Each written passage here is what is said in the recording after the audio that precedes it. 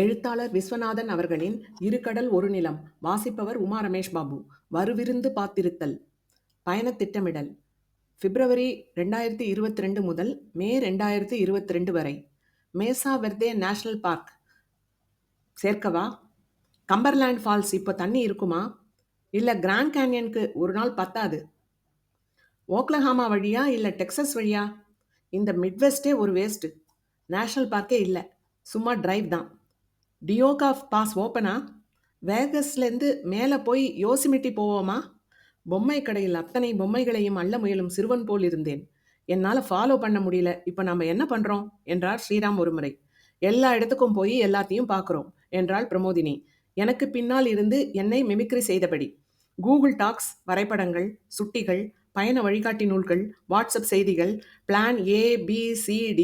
தகவல் வெள்ளத்தால் மூழ்கடிக்கப்பட்ட ஸ்ரீராம் தலையை தூக்கி கொஞ்சம் மூச்சு விட்ட பின் கேட்ட கேள்வி அது. பிப்ரவரி மாத மழை நாள் ஒன்றில் ஒரு அழைப்பு வந்தது. ஹலோ விசு, எப்படி இருக்கீங்க? உற்சாகம் ததும்பும் குரல். இசையமைப்பாளர் ராஜம் சுந்தரம். அழைப்பின் சுருக்கம். மே மாதம் அமெரிக்கா வருகிறார். ஊட்டி இலக்கிய முகாம் போல ஒன்றை திட்டமிடுகிறோம். பயணத்தின் பிற்பகுதியில் கலிபோர்னியா பகுதி நிகழ்வுகளை ஒருங்கிணைக்க முடியுமா? மிகவும் மகிழ்ச்சியாக இருந்தது. 3 மாதம் முன்பு புதிய வீடு வாங்கினோம். வந்தார்னா இந்த ரூம் அவருக்கு. பிரமோதினியிடம் அப்போதே சொன்னேன். நான் வீடு வாங்கினப்புறமும் சசிகிட்ட இதை தான் சொன்னேன் என்றார் ராஜன். மேலும் 2 வாரங்கள் கழித்து ஜூம் வீடியோ காலில் சந்தித்தோம். ராஜன், கிராஸ் கண்ட்ரி ட்ரிப் போவோமா? அமெரிக்கா வன்மேற்கின் Utah, Arizona, grand canyon, antelope canyon புகைப்படங்களை இணையத்தில் சிறிது நேரம் பார்த்து கொண்டிருந்தோம். சரி, போகலாம். பூன் கேம்ப் டேட்ஸ் பொறுத்து பிளான் பண்ணலாம்.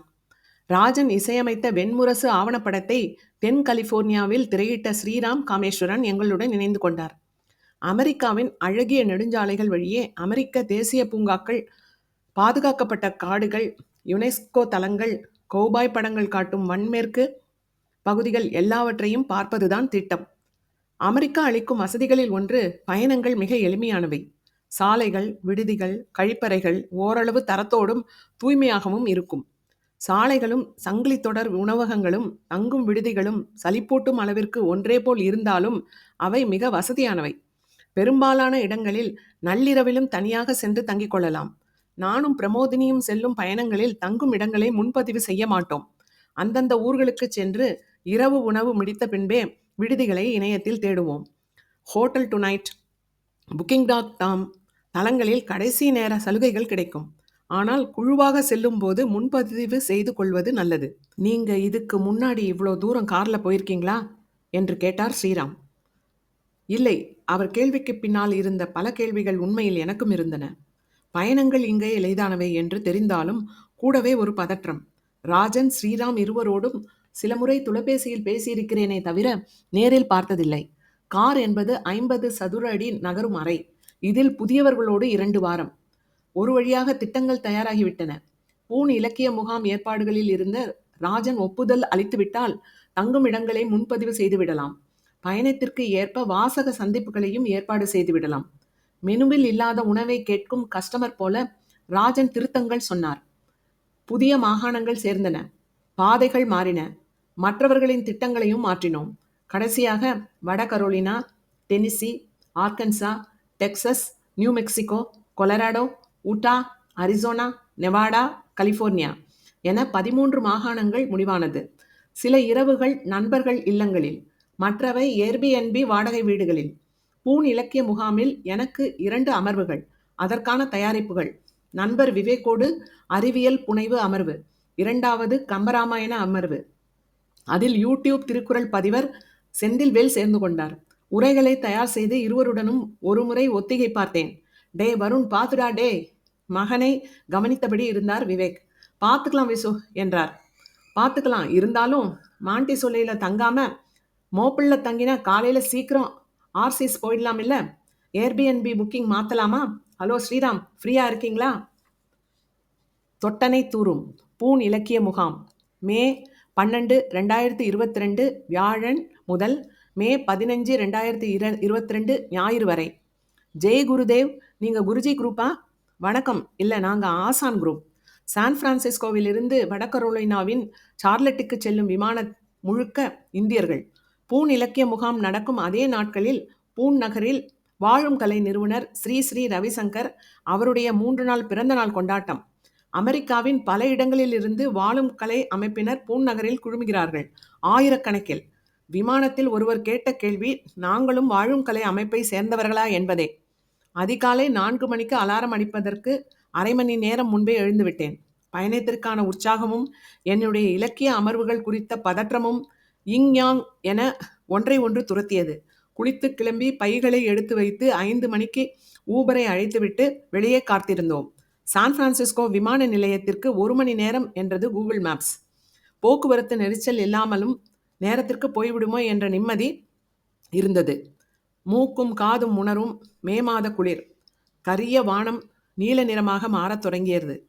மேற்கு வானில் ஒளிரும் வெள்ளி, வெள்ளியை தொடரும் வியாழன், மேலே மங்கலான செவ்வாய், தொலைவில் சிறு புள்ளியாக சனி. வானில் 4 கோள்களும் நேர்கோட்டில் தெரிந்தன. எலிப்டிக்கல் பாதையில் மின்னும் வைரங்கள். ஆசரு நல்ல நல்ல, அவை நல்ல நல்ல. ஊபர் வந்தது. சிவப்பு நிற டெஸ்லா மாடல் 3, கண்ணாடி கூரை, குறைந்தது $40,000. கருப்பின பெண் ஓட்டுநர். டெஸ்லா வைத்திருப்பவர் ஏன் ஊபர் ஓட்டுகிறார்? மிக குறைவாக பேசினார். மேற்கொண்டு நான் கேட்கவில்லை. ஓக்லண்ட் மலையை தாண்டி பே பிரிட்ஜ் பாலத்தில் சென்றபோது கீழே வளைகுடா கடல் சாம்பல் நிறமாக மாறத் துவங்கியது. தொலைவில் சான் பிரான்சிஸ்கோ நகரின் கண்ணாடி கட்டிடங்கள் ஒன்றுடன் ஒன்று ஒட்டியபடி மிக மெல்லிய புகை மண்டலம் போல தெரிந்தது.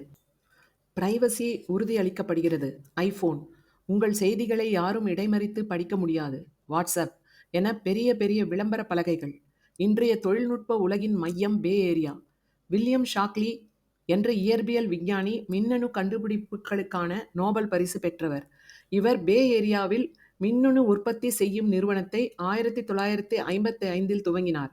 ஷாக்லி மேலாண்மை பிடிக்காமல் அவருடைய நிறுவனத்தில் இருந்து விலகிய 8 விஞ்ஞானிகள் உருவாக்கிய நிறுவனம் ஃபேர்சைல்ட் செமிகண்டக்டர்ஸ். அமெரிக்க இராணுவம், நாசா ஃபேர்சைல்ட் உருவாக்கிய அதிநவீன மின்னணு சிலிக்கான் சிப்புகளை பெருமளவில் வாங்கின. பே ஏரியா சிலிக்கான் வேலியாக மாறியது. என்னை பொறுத்தவரை தொழில்நுட்ப கண்டுபிடிப்புகளை விட முக்கியமானது தலைமை பொறுப்பில் இருப்பவர்களுக்கு மட்டுமல்லாது ஊழியர்களுக்கும் நிறுவனத்தில் எதிர்கால வளர்ச்சியில் பங்கு தரும் முறை. ஈக்விட்டி ஸ்டாக் ஆப்ஷன்ஸ் அறிமுகமானது பே ஏரியாவில். அதிவேகமாக வளர்ந்த ஃபேர்சைல்ட் செமிகண்டக்டர்ஸ் நிறுவனத்தில் பங்கு கேட்டார்கள் அதன் ஊழியர்கள். சம்பளம், போனஸ் தான் தருகிறோமே, எதற்கு பங்கு? இதென்ன சோசியலிசமா என்று மறுத்தார் அதன் முதலீட்டாளரான நியூயார்க்கை சேர்ந்த பரம்பரை பணக்காரர். கடுப்பான விஞ்ஞானிகளும் ஊழியர்களும் விரைவிலேயே ஃபேர்சைல்டில் இருந்தும் விலகி இன்டெல் போன்ற பெரு நிறுவனங்களை உருவாக்கினார்கள். ஊழியர்களுக்கு பங்கு தந்தார்கள். பங்குகள் ஈட்டிய செல்வம் முதலீடாக மாறி புதிய நிறுவனங்களை உருவாக்கியது. அண்ணாந்து பார்க்கும் கண்ணாடி கட்டிடங்களும் அருகே ஹோம்லெஸ் கூடாரங்களும் நிறைந்திருக்கும் பொன்னான சான் பிரான்சிஸ்கோ நகரை ஊபர் கடந்து சென்றது. Ask your developers, Twilio, AB testing saves VC money என கணனி வல்லுநர்களுக்கான ஸ்டார்ட் அப் நிறுவனங்களின் விளம்பர பலகைகள். புதிய தொழில் துவங்கும் பொழுது பணம் முதலீடு செய்யும் முதலீட்டாளர்களின் பங்கு அதிகமாகவும் அறிவையும் திறமையும் முதலீடு செய்யும் தொழில் முனைவோர்களின் பங்கு குறைவாகவும் இருக்கும். பே ஏரியாவில் இந்த பங்கீட்டு முறை தலைகீழானது. முதலீட்டாளர்களின் பங்கு குறைந்தது, தொழில் முனைவோர்களின் பங்கு அதிகமானது. அதனால் ஒரு காலத்தில் பன்றி பண்ணைகளாக இருந்த பே ஏரியா பகுதி 100 வருடங்களில் மென்பொருள் பண்ணைகளாக மாறியது. சாரதி ஏற்கனவே விமான நிலையத்திற்கு வந்திருந்தார். சிவகாசி பூர்வீகம். சென்ற வருடம் ராஜன் இசையமைத்த வெண்முரசு ஆவணப்படத்தை பே ஏரியாவில் நண்பர் சுதர்ஷனோடு திரையிட்டிருந்தேன். அதற்கு வந்திருந்த விஜய், சாரதா, கண்ணப்பன், அண்ணாதுரை, சாரதி, அசோக் என இலக்கியம் வாசிக்கும் நண்பர்கள் அறிமுகமாகி இருந்தார்கள். கோவிட் கட்டுப்பாடுகளால் அவர்களை மீண்டும் சந்திக்க முடியவில்லை. அவர்களில் பெரும்பாலோர் பூமுகாவிற்கு வருவதால் சந்திக்க ஆர்வமாக இருந்தேன். சார்லட்டிற்கு 5 மணி நேர விமான பயணம். விமானத்தில் பின் சீட்டில் இருந்து யாரோ எட்டு உதைத்தபடி இருந்தார்கள். ஒரு இந்திய சிறுவன் முனகலாக துவங்கி குரல் உயர்ந்து ஐ எம் ஹங்கிரி என்று கத்த ஆரம்பித்தான். கோவிடினால் விமானங்களில் உணவு தருவதில்லை. அம்மா ஏதோ சமாதானம் சொன்னாள். மொத்த விமானமும் திரும்பி பார்த்தது. அப்பா எழுந்து வேறு சீட்டில் போய் அமர்ந்து கொண்டார். ஒரு பாட்டி ஆப்பிள் தந்தாள். பழம் தின்ன பின் பசி அடங்கி ஞான பண்டிதன் கொஞ்சம் அமைதியானான். மாலை 4 மணிக்கு சார்லட் போய் சேர்ந்தோம். வாழும் கலை யோகா குருஜி பக்த கோடிகள் அமெரிக்காவின் பல இடங்களில் இருந்தும் அலைகடலென திரண்டிருந்தார்கள். பே ஏரியாவில் இருந்து வந்த இலக்கிய குருஜி குரூப் ஒருங்கிணைந்து அந்த அலைகடலில் மீது சறுக்கி விமான நிலையத்தை விட்டு வெளியே வந்தோம். மொழிபெயர்ப்பாளர் ஜெகதீஷும் அவர் மனைவி அனுஷாவும் தென் கரோலினாவிலிருந்து பூன்முகாவிற்கு வந்திருந்தார்கள். அவர்களோடு காரில் பூனிற்கு சென்றோம். ஜெகதீஷ் தென் கரோலினாவில் உள்ள ஒரு உயர்நிலைப் பள்ளியில் கணித ஆசிரியர். இதற்கு முன்பு மாலத்தீவில் 10 வருடங்கள் பள்ளி ஆசிரியராக பணியாற்றியிருக்கிறார். மாலத்தீவில் மருத்துவ பொறியியல் கல்லூரிகள் இல்லை. ரிசார்ட்டில் வேலை செய்தால் கிடைக்கும் சம்பளம் அரசாங்க வேலையில் கிடைக்கும் சம்பளத்தை விட அதிகம்.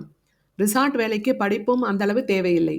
அதனால் அங்கே மாணவர்களுக்கு உண்மையில் படிப்பில் பெரிய அக்கறை இல்லை என்றார்.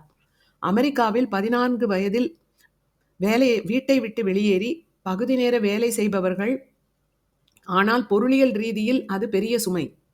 இந்தியாவில் ஒரு கீழ்நடுத்தர குடும்பத்தில் ஒரு மாணவருக்கு கிடைக்கும் பொருளியல் உதவி மற்றும் பெற்றோர்களின் ஆதரவு அமெரிக்காவில் இல்லை என்றார். அப்பலேச்சியன் மலைத்தொடரில் ஒரு பகுதியாக ப்ளூ ரிட்ஜ் மலையின் பூன் நகரம் உள்ளது. சுற்றிலும் மலை அடுக்குகள். ஆங்கங்கே பிரிட்டிஷ் கற்பனாவாத கவிதைகளில் வரும் விதவிதமான மேய்ச்சல் நில குன்றுகள், கிளிப்பச்சை புற்கள், கொழுத்த கரிய மாடுகள். 2 மணி நேர பயணத்திற்கு பின்பு பூன் முகாமை நெருங்கினோம். ஜெகதீஷிற்கு எனக்கும் ஜேவை சந்திக்க போகும் உற்சாகம் கூடியபடியே வந்தது. ஒரு வளைவில் சாலையில் திரும்பி மேலே ஏறியது. சட்டென சுவர் போல் மறைத்த மலை மறைந்து உச்சியில் பூன் முகாம் மாளிகை தெரிந்தது. ஏதோ நவீன கோட்டை போல. சுற்றிலும் பார்வைக்கு எட்டிய தொலைவு வரை வேறு கட்டிடங்களே இல்லை. வானம் தூரியது. இறங்கி உள்ளே சென்றோம். வரைப்பறையில் ஏற்கனவே நிறைய காலணிகள் இருந்தன. தொலைவில் ஒரு பழகிய குரல் தனித்து கேட்க தொடர்ந்து 10-15 சிரிப்பொலிகள். பைகளையும் பெட்டிகளையும் எடுத்து வைத்தோம். அந்த குரல் ஏதோ சொன்னது. மீண்டும் தொடர் சிரிப்புகள்.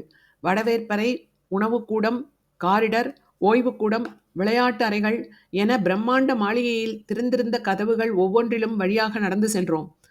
50 பேர் அமரக்கூடிய ஒரு பெரிய அறையில் பெயர்களாகவும் குரல்களாகவும் அறிமுகமான நண்பர்கள் சிரித்திருக்க நடுவே ஜே நின்றிருந்தார்.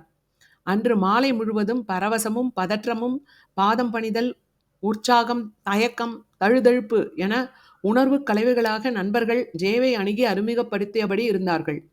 உணர்ச்சிகரமாக உரையாற்றிய பழனி ஜோதி, காரல் யூங் நூலை மொழிபெயர்க்கும் மதன் சோனாச்சலம், தபலா வாசித்த ஸ்கந்தநாராயணன், புல்லாங்குழல் இசைத்த ஸ்ரீகாந்த் தட்சிணாமூர்த்தி, ஓவியர்கள் அருணாச்சலம், சங்கர் கோவிந்தராஜ், மகேஸ்வரி, ஆழமான குரலில் அழகாக தமிழ் கவிதைகள் வாசித்த பாலாஜி ராஜு, கீட்ஸின் கற்பனாவாத உணர்வேழ்ச்சியை தன் ஆங்கில உரைவில் கொண்டு வந்த ரெமிதா, கச்சிதமாக உரையாற்றிய மதுனிகா, முதல் நாளே மிக பணிவுடன் அறிமுகப்படுத்தி கொண்டு அறிவியல் புனைவு விவாதத்தில் லெட் மீ கம்ப்ளீட் என்று ஆசானிடமே தொடர்வாதம் புரிந்த சாரதா, முகாம் முழுவதும் கவனமாக குறிப்புகள் எடுத்துக்கொண்டிருந்த டாலஸ் பாலாஜி, நிர்மல் என நிறைய இணை மனங்களை கண்டுகொண்டேன்.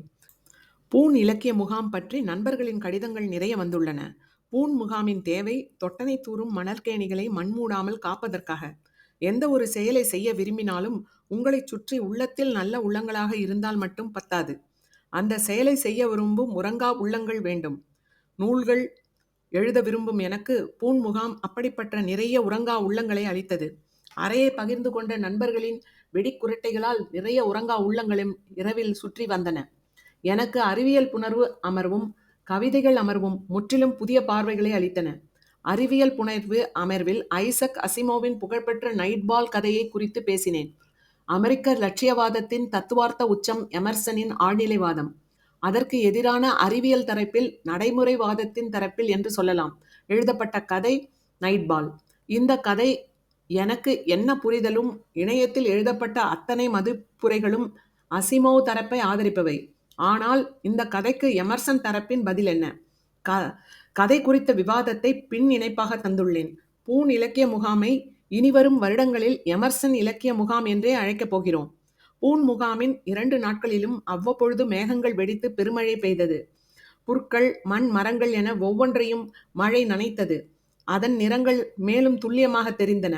அதைப்போல பூன் முகாமில் ஜேவின் உரைகள் பெருந்திருப்புகளை அளித்தன.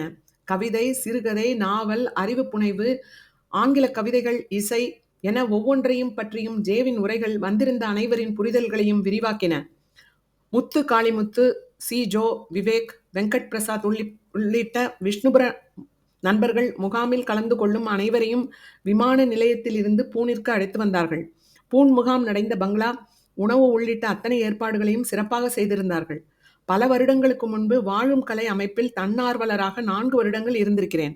பெங்களூரிலும் இங்கு அட்லாண்டாவில் ஜியார்ஜியா டெக்கில் முதுகலை படிக்கும்போது சாலைகளில் யோகா வகுப்பு துண்டு பிரசுரங்களை விநியோகித்திருக்கிறேன். பல்கலைக்கழகத்தில் சனிக்கிழமை தோறும் 2 மணி நேரம் யோகா வகுப்புகள் நடத்துவோம். 1 வார யோகா முகாம்கள், 3 நாள் மௌனக் கூடுகைகள், சத்சங்கங்கள், ஸ்ரீயுடன் படகு பயணங்கள் என பல வகை.